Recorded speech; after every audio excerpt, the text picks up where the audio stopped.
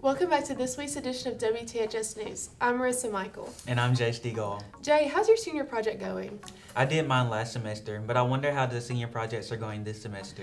Let's see what Lucy can tell us about the senior projects. Seniors here at Tupelo High School have been doing senior projects for years. The seniors in their English classes will be assigned groups and will decide their service project. Projects in the past have included food pantries on campus, students coming up with camps for children, and building benches for companies around Tupelo. For our senior project, we got to go to the Boys and Girls Club, and we started a book club with 14 young girls, and we got to read to them for 2 weeks. After Easter, the students will come back and present on stage for every other senior English class. We've been putting all of our information on the slideshows, and we plan to meet up and practice what we're going to say on stage. The senior English teachers serve as mentors to the students. Okay, so the first 4 days of the week, Monday through Thursday, we do English, like British literature.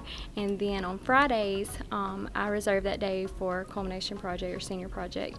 And I take them through the whole project step by step. Senior project has been a big part of Tupelo High School.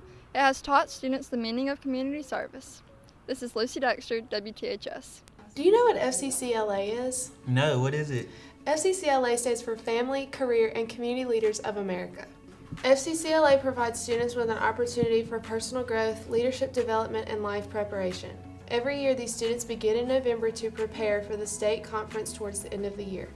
This year's conference was held last weekend, and 7 out of 10 students placed. Some of these students are headed to California this summer.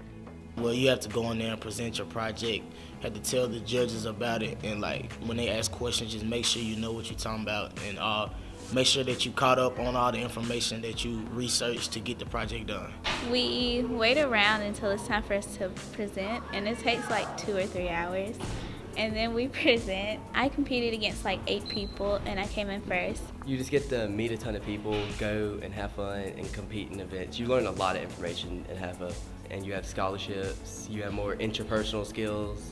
You get to talk to more people and make better connections with not only people but businesses.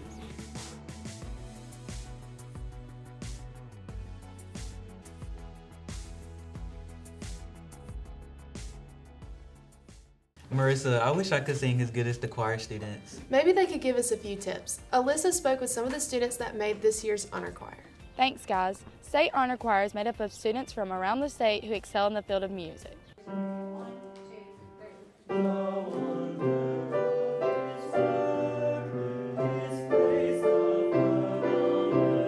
Sydney Davis and Cole Harrington are 2 students who were selected to be in the Honor Choir. I had the chance to speak with them about their experience at the state level. Honor Choir is a group of 50 or more people that are chosen to be in a huge choir. We all learn 6 pieces, and we all just try our best. Students try out in October and learn the music on their own. You learn your music beforehand. They give you audio tapes, and so you have your physical copies and you learn the music, and then when you get there, everyone knows it. If you are interested in being in choir, contact Miss Susie in D103 to find out how you can be involved. WTHS News, I'm Melissa Ferguson. This past week, many CTU students organized a rummage sale in the PAC. Organizers say the sale was a success. The National Technical Honor Society plans to use the money earned from this event for scholarships. The scholarships will be awarded to seniors in the club. The National Technical Honor Society is a new club this year, so we decided to start small, but we also wanted to stay on this campus. So our students decided to stock the pantry that's in J Building in the Counselor's Conference Room. Our profits will go towards a guest speaker we have coming up in April. We're going to provide lunch for her that day, and also for the teachers that are going to be in the roundtable discussion we're going to have afterwards. Marissa, how's this week's weather looking? I have no clue. Abigail and Avery can tell us though. Thanks, Marissa and Jay. I'm Abigail. And I'm Avery. Things are starting to heat up this Friday with a high of 73 and a low of 54. Make sure to grab your rain jacket when you leave your house this weekend. There's 90 and 60% chances of rain, and highs in the 60s and 70s and lows in the 40s and 60s. The beginning of next week is going to be all sunny skies with highs in the 60s and 70s and lows in the 40s and 60s. Near the end of the week, it's going to heat up with highs in the 70s and lows in the high 50s. Back to y'all in the studio. Jay, what's your major going to be in college? I don't know. I'm still undecided. Well, let's see what some of the other seniors are going to be doing. What are you excited for next year? I'm excited to attend the University of Mississippi, Ole Miss. We're going to go to a lot of parties and stuff. I'm excited to meet all the new people in college and build up all the friendships that'll hopefully last a lifetime. Like ours? Yeah. College. College. Just being able to be on my own and yeah. Play soccer at ICC. Who's your favorite teacher or administrator here at THS? My favorite teacher most likely is Miss Fryer. What's a tie between Coach Justice and Miss Fryer? My two would definitely be either Miss Hendricks or Miss Fryer. Honestly, I don't have one. I wonder what's going on in sports this week. Let's catch up with Erin, Ruth, and Sarah to find out. Hi, I'm Sarah. And I'm Erin Ruth. And welcome back to this week's edition of Sports Media. This week we're starting off with track. They're getting ready for their regional meet on April 16th. What have you enjoyed about track season this year? I've enjoyed being with my team and just running and getting out there and enjoying myself. What is the team doing to prepare for upcoming meets? We practice day in and day out. Mostly now that it's getting close to district and things, we practice during the weekends and we just get together as a team and bond, and we have a lot of talks for preparation and things. Can you tell me how the track season's been going? Well, it's going good so far. It's always I question myself. I've been it's my second year in track, so it's our first year I was fast, just going constantly. Second year, I was questioning myself, but third year I got it. It's easier now. I know what I'm doing, and I'm breaking a record. What do you run? I run the 400, the 4x2, the 4x4, and the 200. What are you looking forward to as you progress in your track? Well, going to the Olympics and, get my name out there and probably breaking Coach Hadley record. The 400, I'm going to break that. Micaiah Adams, Quay Upshaw, Brianna Edwards, Jalen Sparkman, TJ Hoskins, Samarius Walker all have personal bests this season. Congrats and good luck to the track team. If you're not on the track team but still love to run, the Easter Color Run is a great opportunity for you. The Color Run will be held on April 20th at Fair Park. Registration is $20 for adults and $10 for children 12 and under.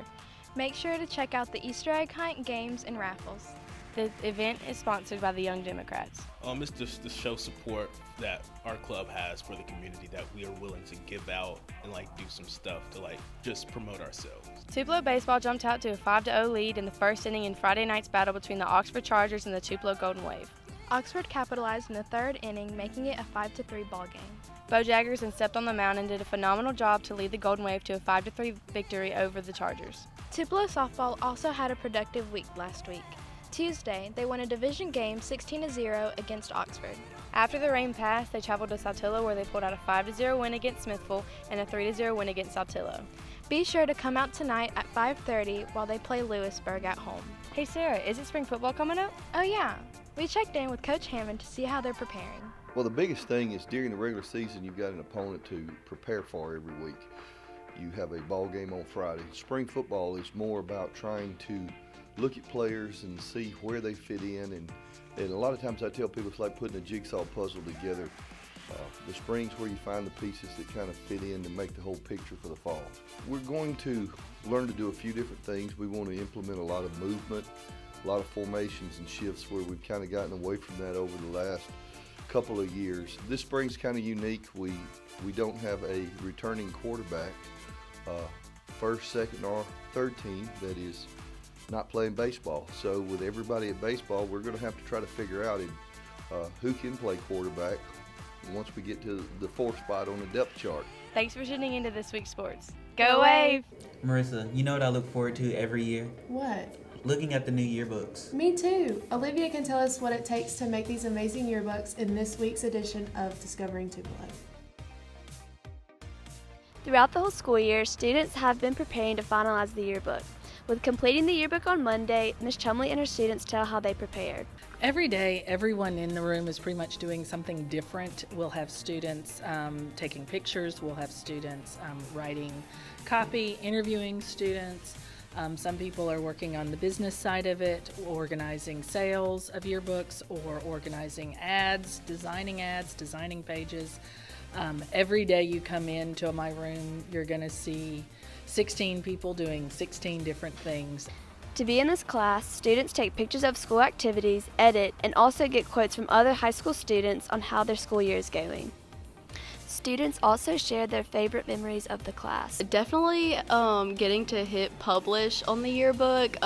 Me and Miss Chumley stayed after school the other day, and after you publish it, there's supposed to be fireworks that show up on the computer, and we just sat there waiting for it, and it never happened. There's a lot of great memories from this year, but my favorite memory has to be last year, and that's when we went to MSP in the spring, and we met a guy from a famous Vine who did iridociclitis. That was crazy. It was like meeting a celebrity. These students have done a great job this year, and don't forget to pick up your yearbook towards the end of May. I'm Olivia Hastings, WTHS. What's the capital of Uruguay? Cancun? No. A 5th grader would know this. Well, let's see if second block is smarter than a 5th grader. Welcome back to Are You Smarter Than a 5th Grader Part 2. Let's meet our new contestants. First we have Paris, then Anna Grace, Liza Claire, and Morgan. Each contestant has 10 seconds to answer each question.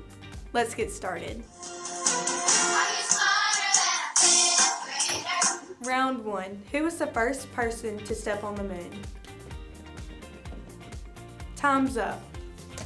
The correct answer is Neil Armstrong. Okay.